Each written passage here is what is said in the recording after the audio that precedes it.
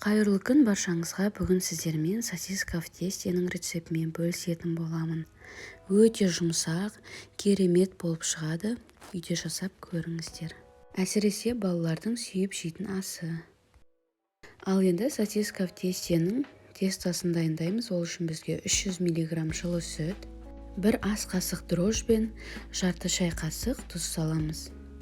Сүт қатты ыстық болмасын. Егер де сүтіңіз ыстықтау болса, дрожжымыз пісіп кетеді. Сондықтан да жылы сүтке салыңыз. Және де үстіне 3 шай қасық қант саламыз. 50 мг сұйық майымызды құйып, жақсылап араластырып аламыз.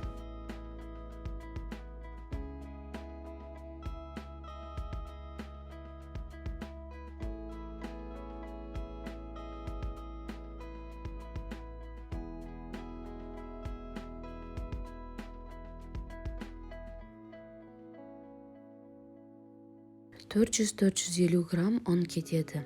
Ұнды 2 бөлікке бөліп саламыз.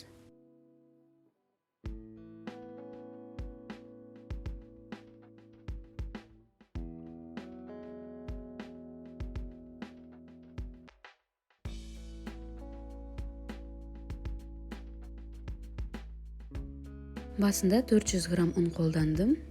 Тағы да жетпеген соң үстіне 50 грамм ұнды қайтадан қостым. Көріп тұрғандарыңыздай өте жұмсақ қамыр болады. 450 граммнан артық ұн қолданбаймыз.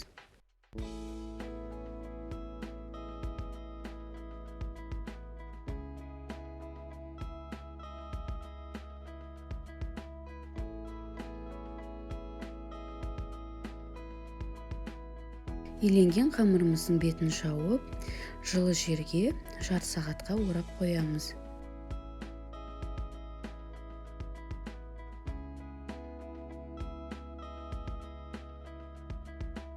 Көріп тұрғандарыңыздай өте керемет болып көтерілді қамырымыз. Сұйық майдың көмегімен 2 қолымызды майлап аламыз. Сонда жайған кезде ұн қолданбаймыз. Тек қамырларыңызға сұйық май жағып алсаңыздар жеткілікті. Ұн қолданбаңыздар. Ал енді тестамызды 4 бұрышты етіп жайып аламыз. Тестамызды қатты жұқа етіп, қатты қалың етіп жаймаймыз. Орташа қалыңдықта жайып аламыз 4 бұрышты етіп.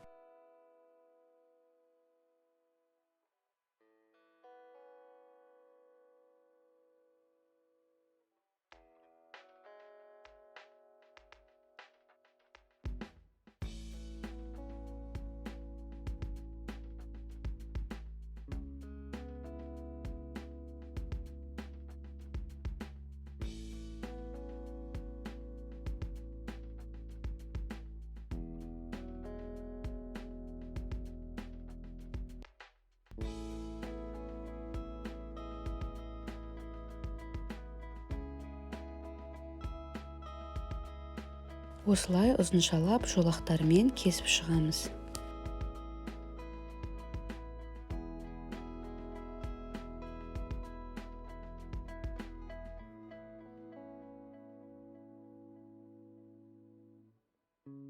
Дәл осы тестаға 16-17 штук сосиска кетеді. Видеода көріп тұрғандарыңыздай, бір жолақ бір сосисканың сыртын орауға жеткілікті.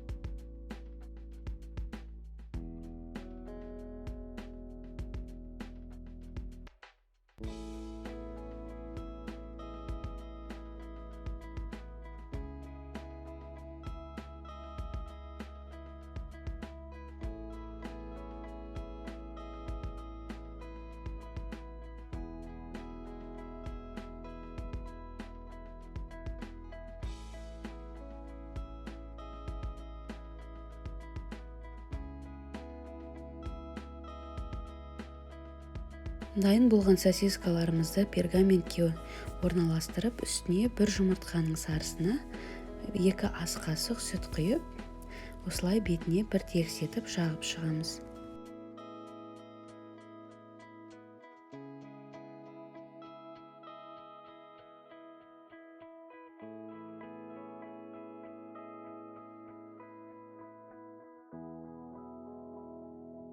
Алдын ала қыздырылған 180 градустағы печкамызда пісіріп аламыз.